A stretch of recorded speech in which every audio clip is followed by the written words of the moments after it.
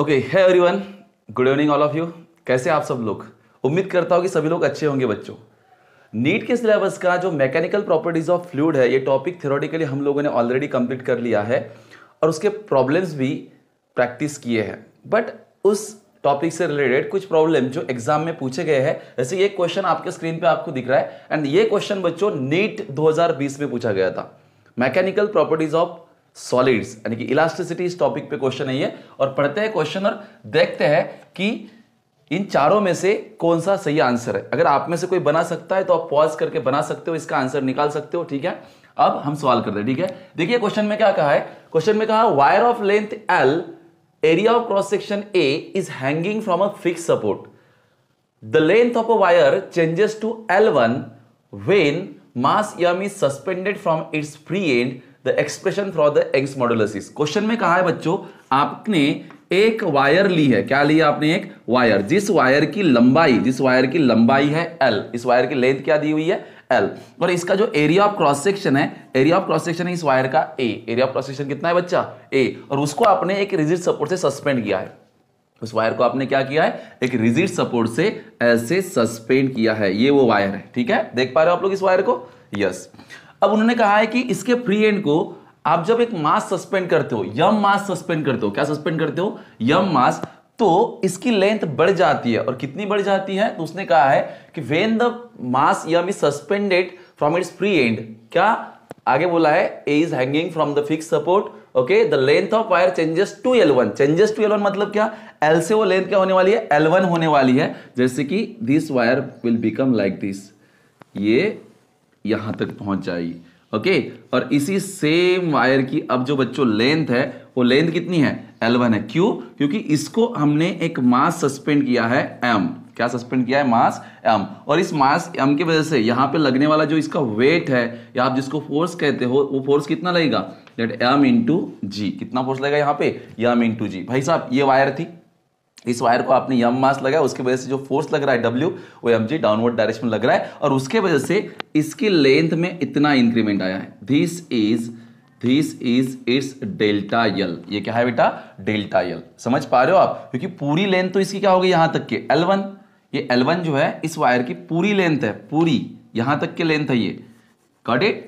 तो बताइए delta L कितना आएगा आपका? बेटा डेल्टा L आप कैसे निकालोगे? फाइनल लेंथ कितनी है आपके पास? L1, और इनिशियल लेंथ क्या थी आपके पास? L। तो L1 माइनस L को आप डेल्टा L लिख सकते हो। और क्वेश्चन में आपको पूछा है find the Young's modulus. Young's modulus निकालना है। तो भाई साहब, यंग्स मॉडुलस का फॉर्मूला क्या होता है? It is longitudinal stress upon longitudinal strain, मतलब स्ट्रेस अपॉन स्ट्रेन। तो स्ट्रेस का फॉर्मूला है हमारे पास F अपॉन A, और स्ट्रेन का फॉर्मूला है हमारे पास change in length upon original length. तो इसको सॉल्व करेंगे क्योंकि आपको y का ही फॉर्मूला निकालना है। तो this will become F upon A into that is what, ये L ऊपर चला जाएगा, L upon delta L। Got it? F यानी कि यहां पे लगने वाला फोर्स, वो तो इस वेट के बराबर होगा।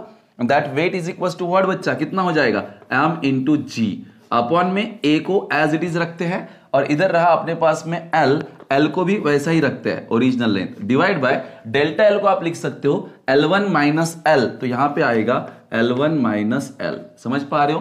तो देखिए हमारे पास आया mgl upon A in bracket L1 minus L। क्या ये ऑप्शन में आपको दिख रहा है कहीं पे? तो यस बेटा, ऑप्शन नंबर 4 यानी कि option D is your correct answer. Got it? कब पूछा गया था ये? नीट 2020 में एग्जाम में आए हुए है। और एक क्वेश्चन करते हैं बेटा, नेक्स्ट क्वेश्चन कर रहे हैं। ठीक है, तब तक आप ये कर सकते हो। ठीक है, नेक्स्ट क्वेश्चन आपके स्क्रीन पे।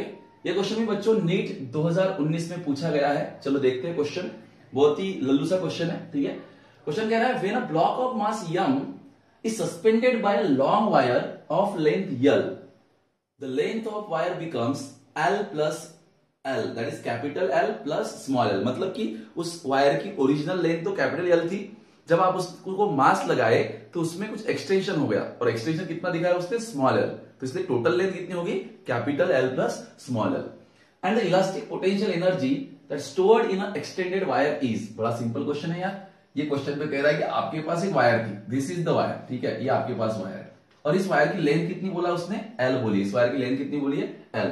बट उसने कहा है कि इसी वायर को जब आप मास m सस्पेंड करते हो, इसी वायर को जब आप मास m सस्पेंड करते हो, तो इसकी लेंथ बदल जाती है, और इसकी लेंथ बन जाती है L प्लस स्मॉल l। इसका मतलब इसके अंदर ये जो इतना एक्सटेंशन हुआ, एक्स्ट्रा की लेंथ है, ये कितनी है, स्मॉल एल है।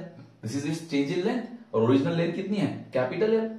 समझ पा रहे हो? ठीक है, बड़ा सिंपल। और आपको निकालना है कि ये जो तुमने एक्सटेंड करके, क्योंकि यहाँ पे फोर्स लगा होगा भाई साहब, फोर्स या जिसको आप वेट बोलते हो, वो तो mg लगा है नीचे, फोर्स लग के उसके अंदर एक्सटेंशन प्रोड्यूस हुआ है, उसका मतलब उसके अंदर एनर्जी, पोटेंशियल एनर्जी स्टोर्ड हुई है। ओके, उसको आप इलास्टिक एनर्जी बोलते हैं। तो ये जो इलास्टिक एनर्जी होती है एक्सटेंशन प्रोड्यूस होने के बाद, इसका फॉर्मूला हमें पता है, it is half of stress multiplied by strain multiplied by volume. ये फॉर्मूला होता है उसका, क्योंकि we all know that potential energy per unit volume या strain energy per unit volume का हमने एक्सप्रेशन डिराइव किया हुआ है ऑलरेडी, राइट? यस। तो यारो यहां पे देखिए, ये एनर्जी यू आपको निकालना है, यहां पे हम पुट करेंगे half of multiplied by stress. Stress क्या होगा यहां पे, स्ट्रेस होगा फोर्स अपॉन एरिया। इस वायर का एरिया ऑफ क्रॉस सेक्शन ए मानते हैं और फोर्स है उसका mg, तो this will become mg upon A. Stress की बात हो रही है यहां, ठीक है। और स्ट्रेन कितना प्रोड्यूस हुआ है, स्ट्रेन प्रोड्यूस हुआ है change in length upon original length. पहले लेंथ एल थी, बाद में एल प्लस एल हुई, तो चेंज इन लेंथ कितना हुआ, स्मॉल एल। तो small L upon original length कितनी है, कैपिटल एल। तो स्ट्रेन आएगा change in length upon original length multiplied by volume. ये वायर है, ये वायर है, उसकी ओरिजिनल लेंथ है एल और इसका एरिया ऑफ क्रॉस सेक्शन है ए, तो इसका वॉल्यूम कितना होगा, वॉल्यूम होगा एरिया इंटू लेंथ। क्या आप समझ पाए, नहीं समझ पाए? यस। तो यार बच्चों यहाँ पे एरिया एरिया के साथ कट हो जाएगा, लेंथ ओरिजिनल लेंथ के साथ कैंसिल हो जाएगी, तो जो एनर्जी है इलास्टिक एनर्जी वो आपको कितनी मिलेगी, half of mg into what is that, small L. तो this will be the answer. ये देखिए ऑप्शन में आपको कहां पे मिलेगा, that is half of mgl। Option D will be the correct. I hope आप समझ पाए, ठीक है। तो चलिए फिर अब अगला क्वेश्चन लेते हैं, नेक्स्ट क्वेश्चन लेते हैं। ओके, तो ये है नेक्स्ट क्वेश्चन आपके स्क्रीन पे, ठीक है, आपके बोर्ड पे। और ये क्वेश्चन पूछा गया था 2019 या 18 में, ठीक है, क्रॉस चेक कर लीजिए एक बार, ठीक है। नीट 2018 या 19 में इसको पूछा गया है।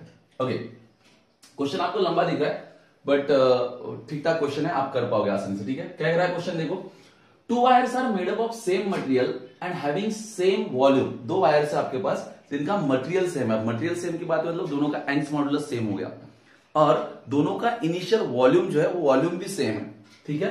बट कह रहा है the first wire has cross sectional area A and the second wire has cross sectional area 3a। मतलब अगर मान लो पहली वायर की बात करते हैं तो पहले वायर का जो एरिया ऑफ क्रॉस सेक्शन है वो कम होगा और दूसरे वायर का जो एरिया ऑफ क्रॉस सेक्शन है वो ज्यादा होगा। इसका एरिया ऑफ क्रॉस सेक्शन ए है और दूसरे वायर का एरिया ऑफ क्रॉस सेक्शन क्या है, 3 है। बट दोनों का वॉल्यूम तो अपने वो सेम दिया हुआ है, दोनों का वॉल्यूम सेम दिया हुआ है, मतलब जाहिर सी बात है कि वॉल्यूम सेम रहने के लिए ये वायर थोड़ी सी लंबी होगी। आप समझ रहे क्या, वॉल्यूम तो दोनों का सेम दिया हुआ है ना, सेम वॉल्यूम का है ना, तो ये वाली वायर जो है इसका वॉल्यूम ज्यादा होगा, ठीक है। आप देखो जैसे कि उन्होंने कहा है कि volume of first wire, volume तो दोनों का सेम है ना, वॉल्यूम इक्वल टू वॉल्यूम लिख सकते हैं हम लोग, राइट। वॉल्यूम होता है एरिया इंटू लेंथ, ये इक्वल टू रहेगा एरिया इंटू लेंथ के। अब मुझे पता है कि पहले वायर का एरिया ए है बट दूसरे वायर का एरिया क्या होगा, 3 टाइम्स ऑफ ए, करेक्ट है, यस। तो इधर से एरिया एरिया गेट कैंसिल, तो पहले वायर की लेंथ अगर सॉरी मैं ऐसे पुट करके सॉल्व कर देता हूं इसको, A1 L1 is equals to A2 L2, got it. तो मुझे L1 अपॉन L2 चाहिए, इनका लेंथ का भी रेशियो मिल जाएगा जल्दी, तो हो जाएगा A2 अपॉन A1। तो भाई साहब A2 कितना है आपका, A2 तो आपका 3 टाइम्स ऑफ A है ना, और A1 कितना है आपका, दैट इज व्हाट A है। तो यहां पे A कैंसल, तो जो लेंथ का रेशियो है पहले वाले की लेंथ 3 टाइम्स है दूसरे वाले के लेंथ से, तो हम ऐसा कह सकते हैं कि इसकी जो लेंथ है ये 3 टाइम्स है, 3 टाइम्स ऑफ L है ओरिजिनल लेंथ इसके L से। देखिए इसका एरिया ऑफ क्रॉस सेक्शन ये लेंथ 3 टाइम्स ऑफ L और इसकी लेंथ L और एरिया 3 टाइम्स ऑफ A, क्योंकि दोनों का वॉल्यूम कैसा है, सेम है। ये हमको मिल रहा है, यहाँ पे कंप्यूट हो रहा है, ठीक है, ये हमने पहले क्लियर कर लिया। उसके बाद में आगे क्या बोल रहा है क्वेश्चन में, देखिए द फर्स्ट वायर ये हो गया, देन आगे कह रहा है if the length of the first wire is increase by delta L. तो हम क्या कर रहे हैं, पहली वायर की लेंथ इंक्रीज कर रहे हैं डेल्टा एल से, इसकी लेंथ कितने से इंक्रीज कर रहे हैं, डेल्टा एल से। On the applying force F, कितना फोर्स अप्लाई करके, एफ फोर्स अप्लाई करके, how much force is needed to stretch the second wire by the same amount. तो मैंने डेल्टा एल से उसकी लेंथ बढ़ाई, तो इसकी लेंथ भी मुझे डेल्टा एल से ही बढ़ानी है, मतलब इंक्रीमेंट इन लेंथ सेम चाहिए, बट इसके लिए फोर्स तो ज्यादा लगाना पड़ेगा ना, ये जो एफ डैश है वो ज्यादा लगाना पड़ेगा, ये जो पहला फोर्स है ये एफ ही है, गॉट इट। तो मुझे यहां पे क्लियर है कि दोनों इसमें लेंथ में जो एक्सटेंशन होगा वो सेम है। एक्सटेंशन का फॉर्मूला क्या होता है, वो होता है F L upon A Y. Got it? पहले वायर के लिए, दूसरे वायर के लिए, दोनों के लिए आप लगा सकते हो। चलिए फॉर फर्स्ट वायर की बात करते हैं। फॉर फर्स्ट वायर, बेटा फर्स्ट वायर के लिए डेल्टा एल एक्सटेंशन है, एक्सटेंशन डेल्टा एल है, फोर्स है एफ, फोर्स है एफ, और उसकी जो लेंथ है वो लेंथ है 3 टाइम्स ऑफ यल। पहले वायर की लेंथ कितनी है? 3 times of L, divide by area उसका ए है, और एंग्स मॉडुलस तो वाई ही रहेगा क्योंकि दोनों वायर का एंग्स मॉडुलस सेम है, तो मैंने कोई चेंज नहीं किया। ठीक है, उसके बाद में सेकंड वायर की जब बात करते हैं तो सेकंड वायर के लिए सोचिए डेल्टा यल एक्सटेंशन सेम प्रोड्यूस होने वाला, इतना ही एक्सटेंशन प्रोड्यूस करना है मुझे जितना उसमें हुआ था पहले। ठीक है, इसमें जितना है उसमें सेम एक्सटेंशन है, तो डेल्टा एल इक्वल्स टू। अच्छा बात है फोर्स की, तो इधर फोर्स हमको निकालना है, ये वाला एफ डैश कहता हूं इसको, कितना कहता हूं? F dash. ठीक है, देन लेंथ कितनी है उसकी? लेंथ उसकी यल है, डिवाइड बाय एरिया कितना है उसका? 3 टाइम्स ऑफ ए एरिया है उसका, और वाई तो वाई है।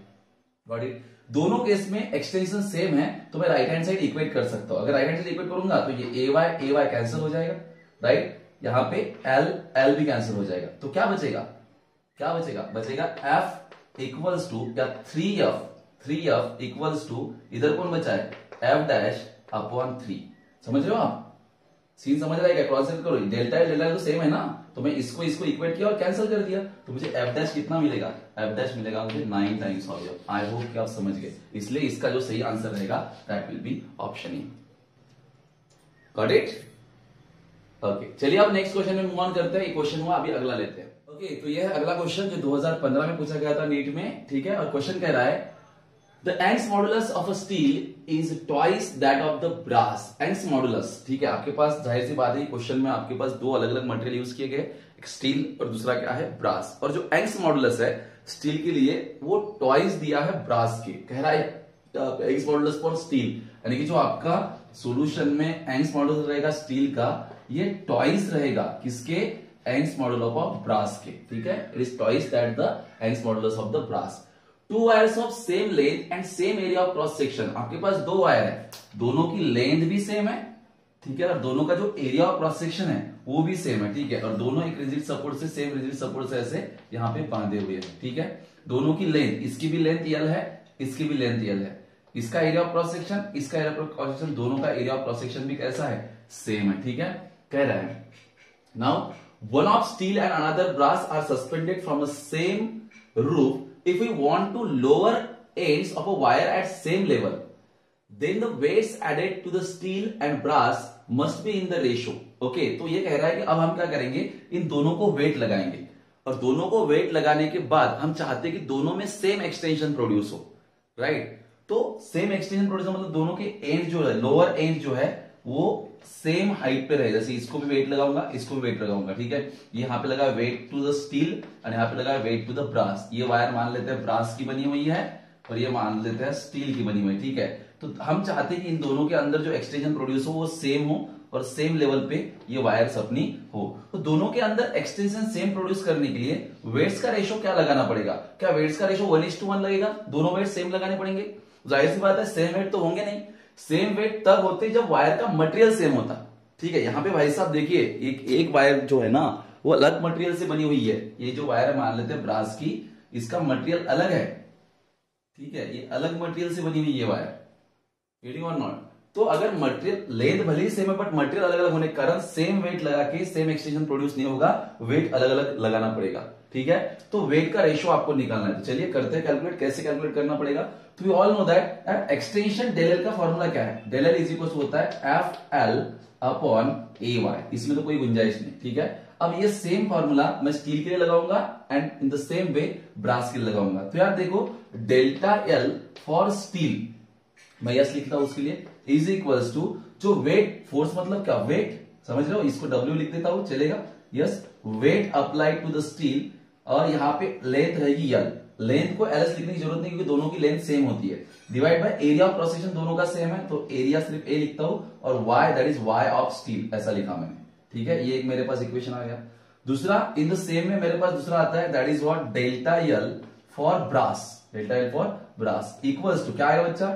W of B into L, तो यल ही लिखना पड़ेगा। एल तो यल ही लिखो, एल तो एल ही लिखो। क्यों? क्योंकि लेंथ दोनों की सेम है, और डिवाइड में area of cross section A as it is लिखेंगे, और वाई यहां पे क्या रहेगा? ब्रास का रहेगा। वाई किसका रहेगा? ब्रास का। ठीक है, भाई दोनों के अंदर जो एक्सटेंशन प्रोड्यूस हुआ है वो हमको सेम चाहिए, तभी तो दोनों एंड सेम लेवल पे रहेंगे। तो इसका मतलब दोनों को करेंगे इक्वेट। तो आप राइट हैंड साइड इक्वल लिख सकते हो, तो यहां पे रहेगा WS of L divide by AYS equals to WBL upon AYB। भाई साहब यहाँ पे देखिए A कैंसिल हो रहा है, L कैंसिल हो रहा है। थोड़ा सा प्रैक्टिस हो रही है आप लोगों की, ठीक है, धीरे धीरे कर रहे हैं इसको, समझने के बाद में आप स्पीड अप कर सकते हो। अब क्या होगा, ये जो कट गया बाकी जो रहेगा वो लिखो। तो weight of steel to the weight of brass will be equal to, पहली वायर हमारी स्टील की, दूसरी ब्रास की लेनी है। देखो WS अपॉन WB, तो इधर जो YS है ऊपर जाएगा, तो Young's modulus of steel divide by Young's modulus of brass. और YS अपॉन YB मुझे पता है कितना आता है, यहां से YS अपॉन YB आता है 2:1। तो इसलिए इसका जो आंसर रहेगा दैट विल बी 2:1। समझ पा रहे हो आप? तो क्या सही आंसर रहेगा? Option D. समझ पा रहे हो? यस। तो ऐसे कुछ क्वेश्चंस है, और भी उस क्वेश्चन है उसके अंदर, ठीक है। मैंने बोला था कुछ बच्चों को कि 7 बजे हम ऑनलाइन आएंगे, बट नहीं आ पाया मैं, इसलिए मैंने चाहा कि इसको रिकॉर्ड करके डाल देता हूं। रिमेनिंग क्वेश्चन जो है उनका भी वीडियो आपको मिल जाएगा, ठीक है। तो आज की इस वीडियो में यहीं पर रुकते हैं, आपसे नेक्स्ट वीडियो में मुलाकात होगी, तब तक के लिए बाय बाय, टेक केयर।